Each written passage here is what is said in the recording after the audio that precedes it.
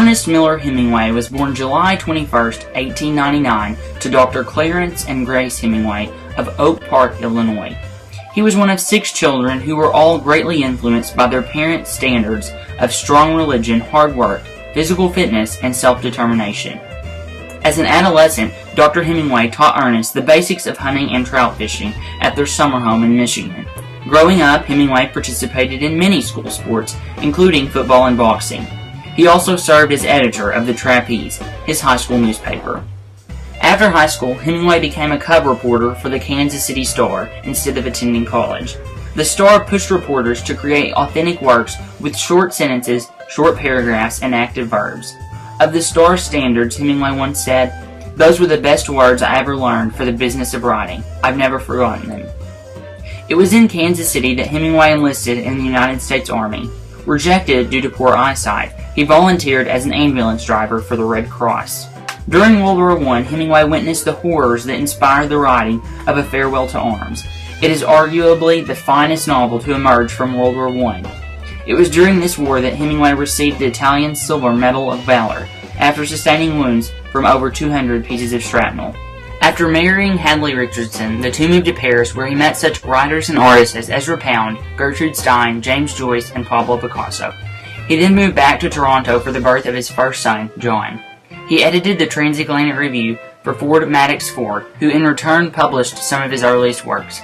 His newfound love for bullfighting, inspired by his trip to Spain, spurred his first true novel, The Sun Also Rises. It was this novel that famed The Lost Generation. Indeed, the book began with a quote by Gertrude Stein, "You are all a lost generation." He soon moved to Key West following his first divorce and marriage to his second wife, Pauline Pfeiffer. It was in this year that he learned of his father's suicide. In Key West, he bore his second and third sons, Patrick and Gregory. Here, he loved his life, which was filled solely with fishing and riding. And it was here that he gained his nickname, Papa, for his loud and bullying tone. He then went on a safari trip to Africa. The novel Green Hills of Africa details this 2-year travel. Following his time in Africa, he went to the Spanish Civil War to write for the North American newspaper Alliance. It was there that he had an affair with journalist Martha Gellhorn, which led to the divorce from his second wife, Pauline Pfeiffer, and his marriage to Martha. They moved to Cuba, where Ernest wrote Islands in the Stream and The Garden of Eden, both published posthumously. Hemingway lived in Cuba for 21 years, more than any other place during his life. It is said that Hemingway loved the flower gardens, mangoes, and the nearby shooting club. During World War II, as he was a European correspondent, he met his soon-to-be fourth wife, Mary Welsh. This would be his final marriage. After winning the Pulitzer Prize for The Old Man and the Sea, Hemingway was involved in a fiery plane crash in which he used his head to open the door, causing great injury. Soon after, he won the 1954 Nobel Prize for Literature, but couldn't attend the awards ceremony in Sweden due to his steadily worsening physical and mental condition. Due to shock treatment, depression, paranoia, and memory loss took their toll on Hemingway. 2 weeks from his 61st birthday, on July 2, 1961, Hemingway died due to suicide after he shot himself in the head. It is now known that following 4 generations of suicide in the Hemingway family, Hemingway died of the depression that he once despised his father for. It was, after all, a disease that, in Hemingway's opinion, only affected women. Just as Hemingway was well known during his life, scholars say that everyone knew of him, even if they hadn't read anything written by him. His posthumous legacy far exceeds his popularity during his lifetime. His impact on literature and history is evident to this day.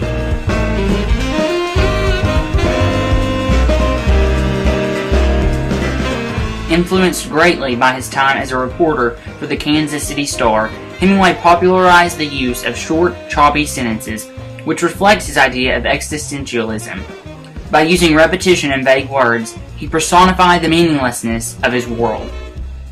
Hemingway's style was sparse, rarely used adverbs. Sometimes he often reflected the boredom that he saw in everyday life.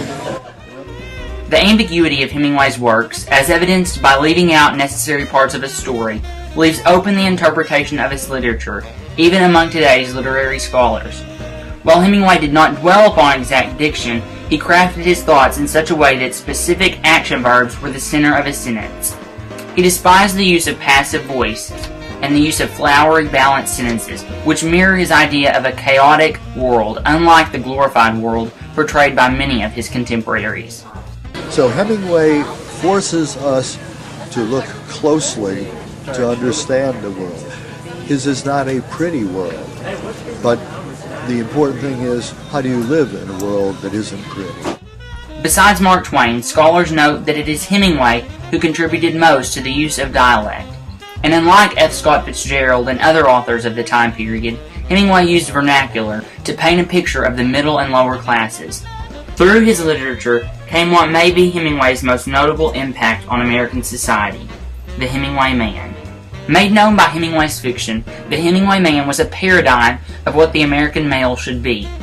The Hemingway Man was graceful under pressure, always focused upon the performance, not the final outcome. He was proper and respectful, as well as stoic, firm, and rugged. For example, a hunter would use only a bullet big enough to kill his game, not one so large as to destroy it. According to Hemingway, a man must be the best, the expert, at whatever he does, hence his desire to be called Papa. Often exaggerating his own character to depict himself as this archetype, Hemingway was self-conscious that he might fall short of his own standards. Though Hemingway portrayed himself as a skilled hunter, Pauline Pfeiffer's diaries paint a much different picture. There are several stories that portray him as a bad shot, possibly due to his blindness in one eye, and one story that tells of him almost shooting his ear off. Hemingway's personal life was nearly as imperfect as his hunting abilities. Married 4 times to better educated women, he faulted women with relationship troubles, all the while flaunting his sexual prowess. Hemingway's life was also plagued by family problems. He hated his mother, who he thought was responsible for ruining his father, who suffered from depression. There's also evidence that his own children lacked a great deal of respect for him. At the dedication of the Pfeiffer House in Piggott, Arkansas, his son spent the majority of the time talking about his mother, Pauline, not his more famous father, Ernest Hemingway. Hemingway's impact reached far beyond the pages of literature. So it wasn't just a literary influence and a literary history he participated in. He participated in the great historic events of his lifetime and involved other Americans through his fiction in those events.